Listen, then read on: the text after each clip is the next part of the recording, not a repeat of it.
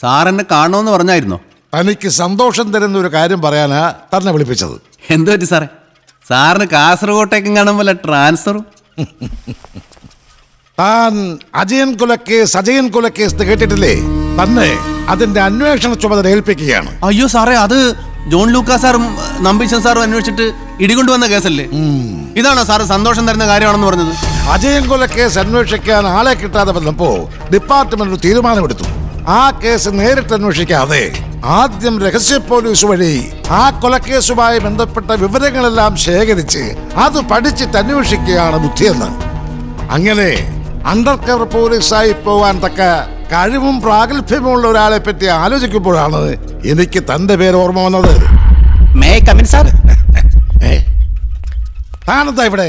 വൈഫിന് പ്രസവവേദനയാന്ന് ഫോൺ വന്നു. എനിക്ക് അത്യാവശ്യമായിട്ടൊന്ന് പോണം. നേരങ്ങളെ പൊയ്ക്കോ. അല്ല സാർ, അതിനു മുമ്പ് ഒന്നുമില്ല. അതല്ല സാർ, ഞാൻ ഡ്യൂട്ടിക്ക് പോയ കാര്യം. ഇത്രയും നേരം ഞാൻ ധനലക്ഷ്മി ബാങ്കിന് മുമ്പിൽ ഡ്യൂട്ടിക്ക് ഉണ്ടായിരുന്നു. സാറിന്റെ മോള് ബാങ്ക് വിട്ട് എങ്ങും പോയിട്ടില്ല. വൈഫാണ് സത്യം. താനീ വന്നേ. പൊയ്ക്കോ. ഇതെന്ത് ഭാര്യ പ്രസവിക്കാൻ കിടക്കുമ്പോഴാ. SP ആണെങ്കിലും ഞാനൊരു മനുഷ്യനല്ലേ. സാറേ, ലക്ഷ്മിക്ക് എന്തോ പറ്റി? അതൊന്നുമില്ല. അവളെ ഏതോ ഒരു കശ്മീരൻ ശല്യപ്പെടുത്തുമോ എന്നൊരു പേടി. എങ്കിൽ ലക്ഷ്മിയുടെ സെക്യൂരിറ്റി ഡ്യൂട്ടിക്ക് ഞാൻ പോവാ സാറേ. അതൊന്നും വേണ്ട. എടോ, തന്നെ പോലെ എഫിഷ്യന്റ് ആയിട്ടുള്ളവര് തന്ത്രപ്രധാനമായ കേസുകളല്ലേ കൈകാര്യം ചെയ്യേണ്ടത്. ഇതാ അജയൻ കൊലക്കേസിന്റെ കേസ് ഫയൽ.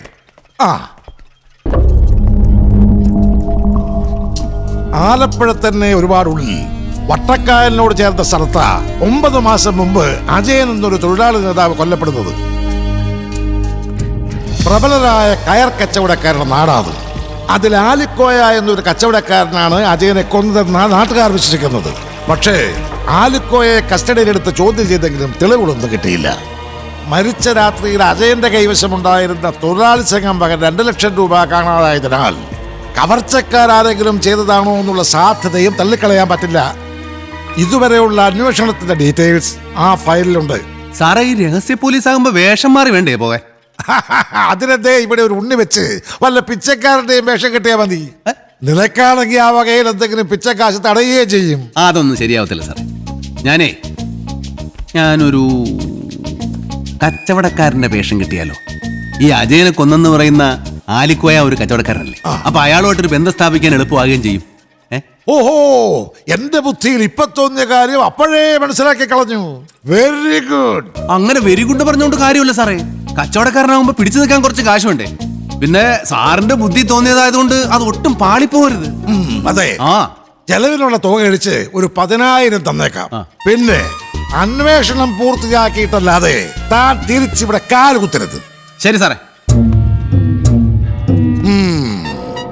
നീ ജീവനോടെ തിരിച്ചു വന്നാൽ അപ്പോഴേക്കും നിനക്ക് കാസർഗോട്ടേക്ക് തന്നെ ഒരു ട്രാൻസ്ഫർ ഞാൻ റെഡിയാക്കി വെച്ചേക്കാം.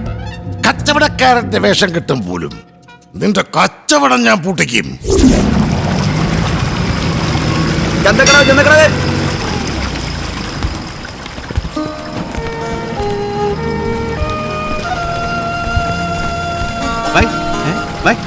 ഇവിടെ താമസിക്കാൻ പറ്റുമല്ലോ? ലോഡ്ജുണ്ട്. ലോഡ്ജൊക്കെ ടൗണിലേ ഉള്ളൂ. വടക്കേക്കരയിൽ ചുങ്കത്തറക്കാരുടെ വക ഒരു ഗസ്റ്റ് ഹൗസ് ഉണ്ട്.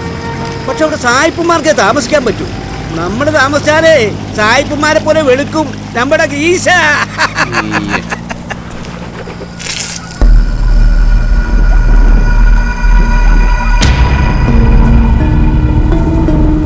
എവിടുന്നാ? ഞാൻ കുറച്ച് ദൂരെന്നാ. ആരെ കാണാനാ? ആരെയും കാണാനല്ല, ഞാനൊരു കച്ചവടക്കാരനാ. കഴുത്തേലെ കർച്ചീഫ് കൊണ്ടുള്ള കെട്ട് കണ്ടിട്ട് മനസ്സിലായില്ലേ? ഞങ്ങൾ ഇവിടെ എങ്ങനെ കെട്ടുന്നത്? കഴുത്തുമുറുക്കി കൊല്ലാനാ.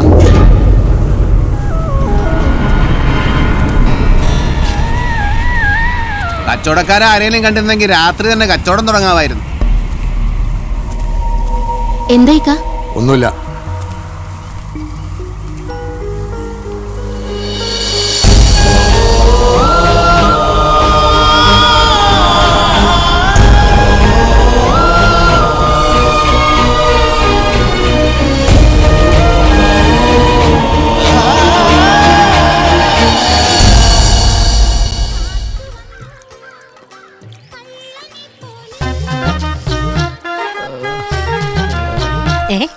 പാവാട പ്രായത്തിൽ നിന്നെ ഞാൻ കണ്ടപ്പോ ചെറിയ പ്രേമ കവിത തരട്ടെ.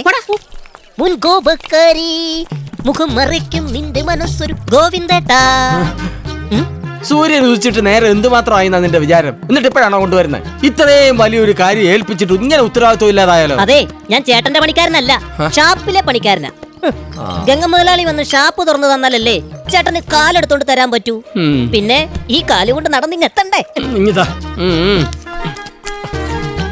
കാലത്ത് കാലടിക്കാൻ 10 മിനിറ്റ് താമസിച്ചേനാ എന്റെ മെക്കിട്ട് കയറുന്നേ. വെറുതെ അല്ല കാലടിന്ന് വിളിക്കുന്നത്. എടാ കൊച്ചിഷ്ണ, ഓ നീ എന്നെ വിളിച്ച് ഞാൻ കേട്ടു. ആ ആ. ഞാൻ എന്തെങ്കിലും പറഞ്ഞാൽ നിന്റെ സൈസ് വെച്ച് താങ്ങാൻ പറ്റിയല്ല. അതുകൊണ്ട് ഞാൻ ഒന്നും പറയുന്നില്ല. എന്റെ ഗോവിന്ദേട്ടാ, ചേട്ടൻ ഇങ്ങനെ ഓരോരുത്തർ പറയുന്നതിനൊക്കെ ഏറ്റുപിടിക്കാൻ നിൽക്കുന്നുണ്ടാ ഇവനൊക്കെ ഓരോ പേര് വിളിക്കുന്നത്. രാവിലെ തന്നെ ഇതിങ്ങനെ വലിച്ചു കേട്ടണോ ചേട്ടാ? ഒട്ടും താല്പര്യം ഉണ്ടായിട്ടല്ലേ ലോനപ്പ. പക്ഷെ കുപ്പിയിലേക്ക് നോക്കുമ്പോ ഷാപ്പിലെ പണിക്കാർ, അവരുടെ കുടുംബം, ബന്ധുക്കൾ, ചെത്തൊഴിലാളികൾ, മുട്ട പുഴുങ്ങി വെക്കുന്ന സരള, അവരൊക്കെ കണ്ണീര് കുടിക്കാതിരിക്കാനാ ഞാനിത് കുടിക്കുന്ന. ഇന്ന് തേങ്ങ കൊണ്ടാണല്ലോ. ഇങ്ങോട്ടാ കാലടിക്കാ. കാലടിയിലേക്കല്ല നിന്റെ പോണോ കാലടി? കാലടി നിന്റെ മറ്റവനാടാ ഈ സ്ത്രീ ലോനപ്പ.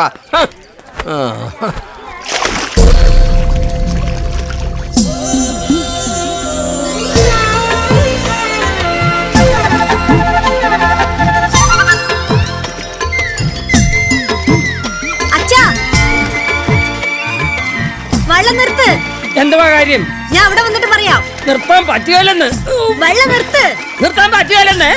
നിർത്തി പോയാൽ അങ്ങ് കൊച്ചിയിലെത്തുമ്പോ ചരക്ക് വാങ്ങാൻ വന്നൊരു വൈലാണ്ടിയിലെത്തും. അച്ഛനോട് നിർത്താനാ പറഞ്ഞത്. സമ്മതിക്കത്തില്ല. അച്ഛാ, ഞാൻ ഉണ്ടാക്കി വെച്ച ഹാൻഡിക്രാഫ്റ്റ് എടുത്തായിരുന്നോ? ഹാൻഡിക്രാഫ്റ്റോ? അത് ഞാൻ എന്തെടുക്കണം? പട്ടഷാപ്പിൽ കൊടുത്ത് മൂക്കറ്റം കുടിക്കാൻ. അച്ഛൻ അതിങ്ങ് എടുത്തു തന്നെ. ചന്ദ്രമിള്ള എന്ന് ടൗണിൽ പോകുന്നുണ്ട്, എനിക്ക് കൊടുത്തയക്കാനുള്ളതാ. എന്റെ അമ്മ അവൻ ടൗണിൽ കൊണ്ടുപോയി വലിയ വിലക്ക് വിറ്റിട്ട് തുച്ഛമായ ഒരു തുക നിനക്ക് തരുന്നതിന്റെ നഷ്ടത്തിൽ നിന്ന് നിന്നെ രക്ഷിക്കാനാ അച്ഛനെ ത്യാഗം ചെയ്തത്. പിടിച്ചോ. പോയി. ഇത് 3 ഉള്ളൂ, 2 കൂടി കാണണമല്ലോ. മക്കൾ അച്ഛന്റെ അടുത്ത് എന്നെ കണക്ക് പറയണം. എനിക്കിത് വരണം. അയ്യോ ദേവരാള്. ആളോ? അയ്യോ അയ്യോ, ദേ കായില്. ആരാ നിങ്ങള്? അത് ശരി, എന്റെ വെള്ളത്തെ കയറി കിടന്നിട്ട് ഞാൻ ആരാന്നോ? ഓ, ഇന്നലെ കടവത്ത് വന്നപ്പോ മഴ പെയ്തു, അങ്ങനെ കയറി കിടന്നതാ. ആരോട് ചോദിച്ചോണ്ടാ താൻ ഇതേ കയറി കിടന്ന? താൻ ആരാ? ഞാനൊരു കച്ചവടക്കാരനാ. ഇനിയിപ്പോ കരക്കെത്താൻ എന്തുവാ ഒരു വഴി? ഇതിലെ ഓട്ടോറിക്ഷ വരും, കൈ കാണിച്ചാ മതി. താൻ എഴുന്നേറ്റ് കൊണ്ട് വന്നേ. 2 അയ്യോ, നടുക്കായിലാണല്ലോ. മോളെ, ഇയാളൊന്ന് അക്കരെ ആക്കിയേക്ക്. എനിക്കിതൊക്കെ വീട്ടിൽ കൊണ്ടേ വെക്കാനുള്ളതാ. വീട്ടിൽ ചെന്നിട്ട് ആക്കിയാ മതി. അയ്യോ, ഇത്രയും ചെറിയ വെള്ളത്തിലൊന്നും ഞാൻ കയറിയല്ല. ഞാൻ പോവാ. എന്നാ പിന്നെ ഒരു കപ്പൽ ഓർഡർ ചെയ്യാം. രാത്രി വള്ളത്തിൽ വന്ന് കയറി കിടന്നാൻ പോരാ, മര്യാദയ്ക്ക് തേനാ വെള്ളത്തിലോട്ട് കയറ്. എന്റെ കൈ പിടിച്ചോ. അയ്യോ, ദേ വള്ളം അകന്നു പോണം. അകലത്തില്ല, ഇയാള് കയറ്. അയ്യോ, ഓ, വള്ളം ഒരു കാലടി അകന്നിരുന്ന ഞാനിപ്പോ വെള്ളത്തിൽ വീണ് ചത്തേനെ. ശരിക്കും കാലടി വ്യത്യാസത്തിലാ വള്ളത്തെ കയറാൻ പറ്റിയത്. ഇതാ ഇന്നത്തെ കാലത്ത് ഒരുത്തനും ഒരു ഉപകാരം ചെയ്തു കൊടുക്കാൻ പറ്റാത്തത്. അയടാ കാലടി. അനങ്ങാതിരിക്കേ, അല്ലെങ്കിൽ വെള്ളം മറിയും. അയ്യോ, എനിക്കങ്ങ് ഒരു പേടിയില്ല. വെള്ളം എങ്ങനെ പറഞ്ഞാ കുട്ടീനെ രക്ഷപ്പെടുത്താൻ എനിക്ക് നീന്തൽ അറിയാൻ മേല. അയ്യടാ. ആ ബാഗിനകത്ത് എന്താ? വിൽക്കാൻ കൊണ്ടുവന്ന കൺമഷീൻ ചാന്ത കുപ്പികളൊക്കെ. അയ്യോ, ഞാൻ അത്തരം കച്ചവടക്കാരനല്ല. ഇവിടെ നിന്ന് സാധനങ്ങൾ വാങ്ങി വിൽക്കാൻ വന്ന കച്ചവടക്കാരനാ. എന്നാ പിന്നെ ഇത് വാങ്ങി കച്ചവടം നടത്തിക്കൂടെ? നല്ല ഡിമാൻഡുള്ള സാധനാ. ഐറ്റം കൊള്ളാം, പക്ഷെ ഇത് വിറ്റിട്ട് എന്തോ കിട്ടാനാ? എനിക്ക് വലിയ ലാഭം കിട്ടുന്ന മൊത്ത കച്ചവടം നടത്താനാ താല്പര്യം. അമ്മോ, ആരാ അമ്മോ ഇത്? അച്ഛന്റെ വള്ളത്തിൽ നിന്ന് കിട്ടിയതാ. കര തേടി ഇറങ്ങിയ ഒരു കച്ചവടക്കാരൻ. വൈകിട്ട് യൂണിയൻ മീറ്റിംഗിന് വരില്ലേ? ഇന്ന് കണക്കവതരണവാ. കയ്യാങ്കളിയാവോ? ഞാനില്ല കൂടെ. ഒരു 10 പേരെ കൊതുക്കാൻ ഞാൻ മാത്രം മതി.